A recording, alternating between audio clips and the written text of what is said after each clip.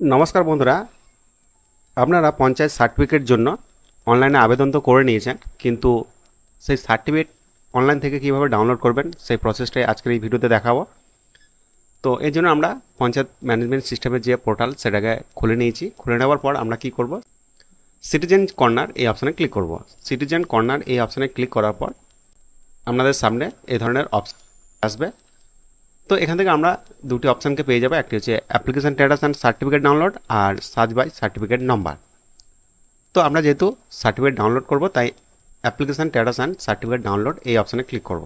এই অপশানে ক্লিক করার পর চেক ইওর অ্যাপ্লিকেশন স্ট্যাটাস। প্রথমে আমরা অ্যাপ্লিকেশনটা যে করেছিলাম সেটা অ্যাপ্রুভ হয়েছে কিনা সেটা এখান থেকে চেক করব। এর জন্য আমরা কি করব, এখানে যে অ্যাপ্লিকেশন আইডি নাম্বার সেটা ইনপুট দেবো। তো আমি আমার অ্যাপ্লিকেশন নাম্বার ইনপুট দিচ্ছি।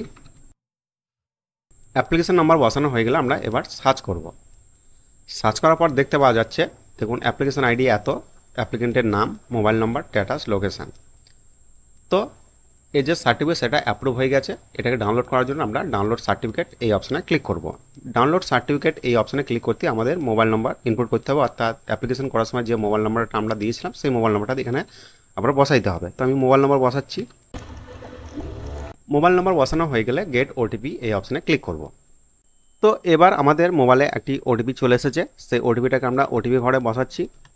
ওটিপি বসানো হয়ে গেলে ভেরিফাই অর প্রসিড এই অপশানে ক্লিক করব। ভেরিফাই অর প্রসিড এই অপশানে ক্লিক করতেই দেখবেন এখানে এই ধরনের অপশান পেয়ে যাচ্ছেন।